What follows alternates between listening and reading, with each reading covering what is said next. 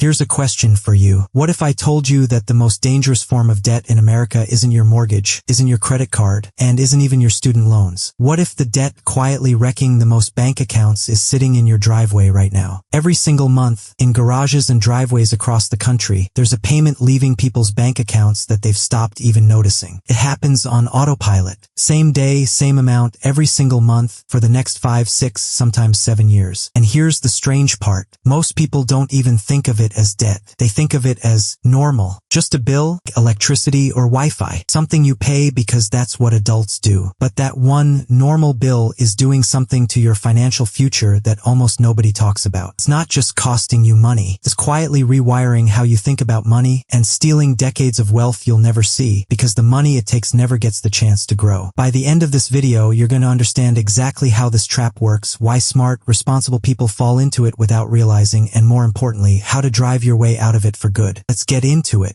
Let's start with someone we'll call Alex. Alex is 26, has a stable job, pays rent on time, and doesn't max out credit cards. By most definitions, Alex is good with money. One day, Alex's old car starts making a noise. Nothing dramatic, just a little rattle at first, but it's enough to plant a seed of doubt. What if it breaks down on the highway? What if it's not safe anymore? So Alex does what millions of people do every single year. Alex goes to a dealership just to look. And here's where it gets interesting, because this is where the psychology kicks in before a single number is even discussed. The moment Alex sits in a brand new car, something happens in the brain. New car smell, smooth leather, a dashboard that lights up like a spaceship. Compare that to the old car with the cracked cup holder and the seat that's a little too soft from years of use. In that moment, Alex isn't comparing car A to car B. Alex is comparing who I am now to who I could be if I drove this new car instead. This is one of the oldest tricks in marketing, and it works because of something psychologists call the contrast effect. We don't judge things in isolation. We judge them next to whatever we're comparing them to. Next to a tired old car, a shiny new one doesn't just look better. It looks like an upgrade to your entire life. The salesperson knows this. That's exactly why they don't start with the price. They start with the test drive. So Alex test drives it. It's smooth. It's quiet. Feels good. Then comes the moment that decides everything. Not the total price of the car, but one simple question. So, what kind of monthly payment are you comfortable with? And this right here is the trap. Not the car. Not the dealership. This one sentence. Because the moment the conversation shifts from, what does this cost? To, what can I pay per month? Your brain stops doing real math. And it starts doing something far more dangerous. It starts doing vibes-based math. Let's slow down and really understand why that shift is so powerful, because this is the heart of the whole trap. When you think about the total price of something, your brain treats it as a big decision. A $40,000 car feels heavy, feels serious. Your brain says, wait, can I actually afford this? But when you think about a monthly payment, your brain treats it completely differently. $550 a month doesn't sound heavy. It sounds manageable. It sounds like something you can just absorb into your life, the same way you absorb a phone bill or a streaming subscription. This is called payment decoupling. It's the mental trick of separating the size of a decision from the size of the number you're focused on. And it's not an accident. It's the entire foundation of how cars, furniture, and even mattresses are sold today. Here's a simple way to picture it. Imagine someone offers to sell you a future. Not a car, a future. 5 years of your life where every single month, a chunk of your paycheck disappears before you even see it. That's a heavy decision, right? Most people would think hard about that. But reframe it as $550 a month, and suddenly it feels light as a feather. Same exact commitment. Same 5 years. Same total dollars. But it feels like a completely different decision. This is why dealerships are trained to talk in monthly numbers, not total price. It's not because they're hiding something illegal. It's because they understand the psychology of how humans evaluate big decisions. Smaller numbers feel safer, even when the long-term cost is identical or worse. Now here's where the trap deepens. Let's say Alex agrees to a payment of $550 a month for 6 years on a $38,000 car. That sounds rough already, but it's actually worse than it sounds because of two things most people forget to think about: interest and depreciation. Interest is the cost of borrowing money. If Alex didn't have $38,000 sitting in cash, the bank lends it, and Alex pays it back with extra on top. Over 6 years, depending on the interest rate, that extra can easily add up to $4, $5, sometimes $6,000 or more. That's money that doesn't buy any car. It just buys time, the privilege of paying later instead of now. Depreciation is the second blow, and it's the one nobody warns you about. The moment Alex drives that car off the lot, it loses value. Not eventually, immediately. Studies on vehicle depreciation consistently show that a new car can lose somewhere around 20% of its value within the very first year, simply for existing outside the dealership lot. Within 5 years, it's often lost half its original value or more. So picture this. Alex is making a payment every single month on an asset that is shrinking in value every single month. It's like filling a bucket with water while there's a hole in the bottom. You're pouring money in, but the value is draining out faster than you can fill it.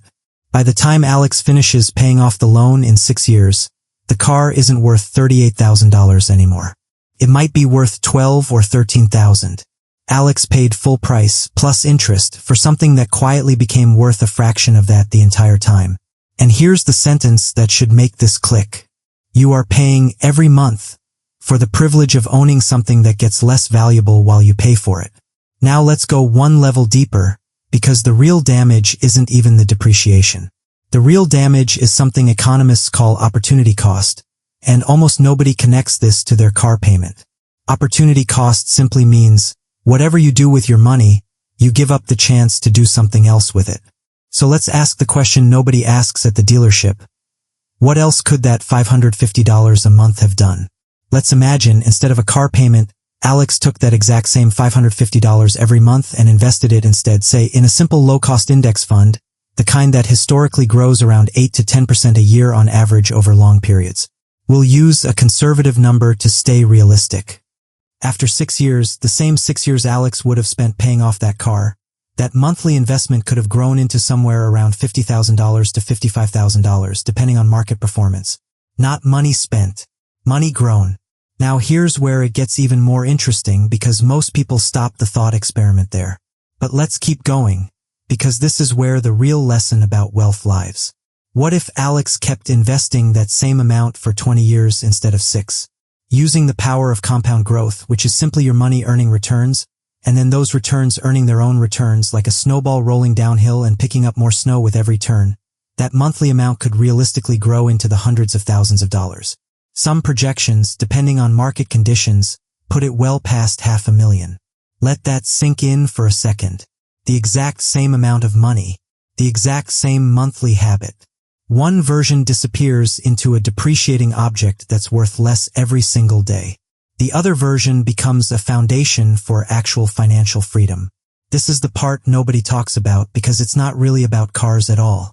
It's about a much bigger psychological pattern that shapes almost every financial decision we make. We are wired to feel the upgrade. We are not wired to feel the opportunity cost. When Alex sits in that new car, the brain feels something immediate. Comfort, status, excitement. That feeling is real and instant.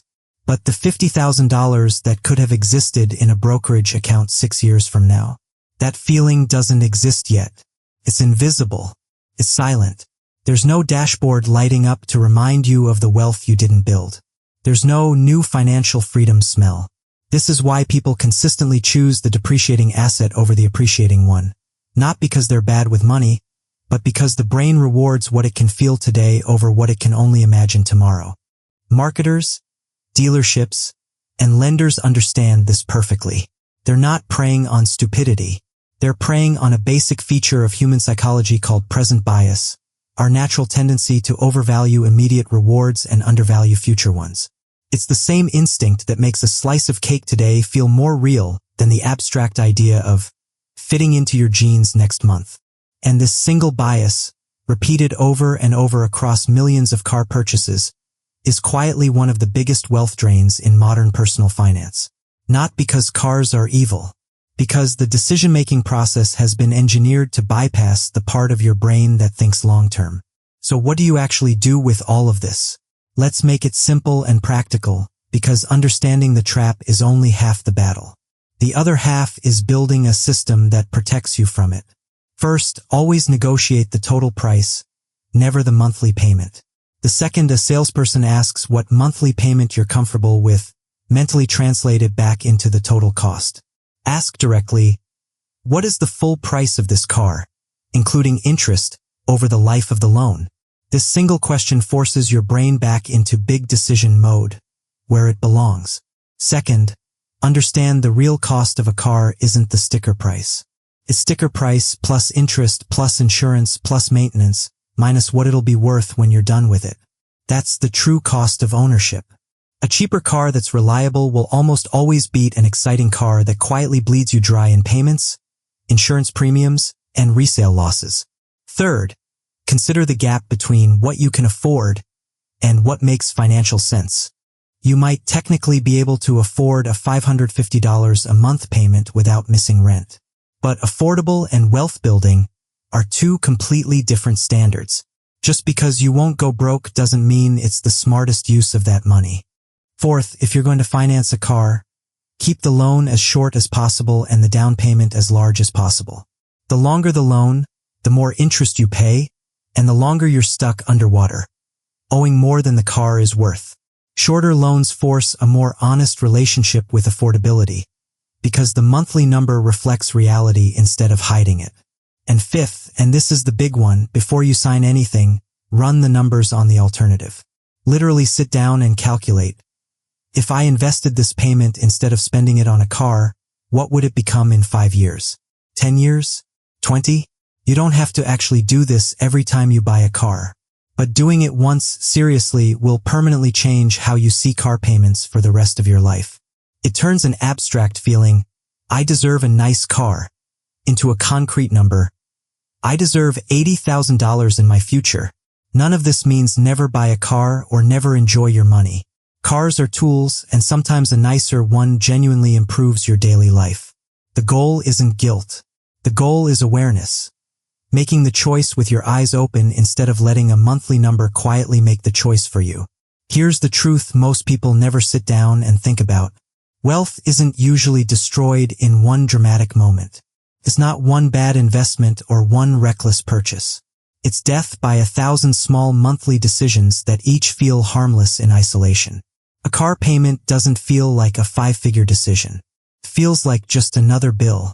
That's exactly what makes it so dangerous. It hides in plain sight, disguised as something completely normal. But every single month, that payment is making a choice on your behalf.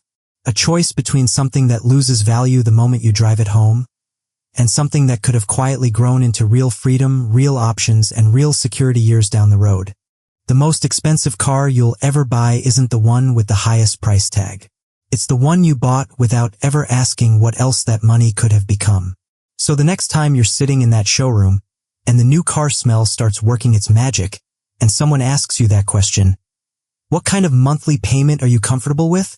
Pause for a second, and ask yourself a better question instead. What is this payment costing me? That I'll never get to see. That one shift in thinking, comparing what you give up, not just what you gain, is the real first step out of the car payment trap, and honestly, out of most financial traps you'll ever face. If this video gave you a new way to look at money, make sure you're subscribed because we break down exactly how these everyday traps work, and how to escape them every single week. See you in the next one.